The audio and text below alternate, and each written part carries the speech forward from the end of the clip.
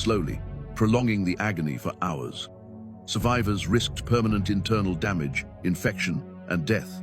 While some historians debate how widespread the pair's use actually was, museum examples exist across Europe, each with slight variations. Whether used frequently or not, the fact that such a device was designed at all reveals the twisted ingenuity of historical torture. Across various cultures, drowning has been a preferred method of execution for centuries.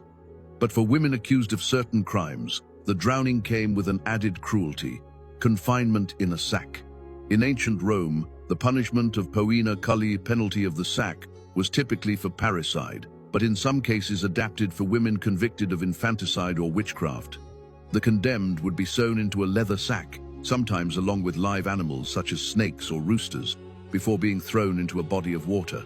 In parts of medieval Germany and the Low Countries, a similar method was used specifically for women accused of killing their husbands. Town chronicles describe the execution of the woman Greda in Lübeck, who was bound in a sack and cast into the sea before the eyes of all. The logic was ritualistic as much as punitive.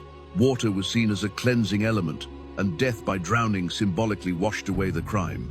But the sack meant there was no escape, no chance of survival. Once thrown in, the water closed over without a ripple of hope. Before police records and mugshots, the human body itself became the criminal record. Branding, burning a mark into the skin with a heated iron, was common in many societies, but certain codes applied specifically to women. In 17th and 18th century France, women convicted of theft could be branded with a fleur-de-lis on the shoulder. In England, the letter A could be seared into the flesh of adulteresses, a real-life counterpart to the fictional punishment in the Scarlet Letter. In colonial North America, branding was sometimes combined with whipping, turning the act into both a physical and public humiliation. Court records from Virginia in 1751 detail a woman branded with B for board, the archaic term for a woman running a brothel after she refused to pay a fine. Unlike some punishments, branding was permanent. The scar remained as a visible warning to others, a lifelong sentence without prison walls. Not all punishments spilled blood, some drained the spirit instead. In Catholic Europe, women accused of moral crimes such as adultery, prostitution, or illegitimate pregnancy could be sentenced to confinement in convents. On the surface, these were houses of repentance, places for reflection and reform. In reality, they were prisons in all but name.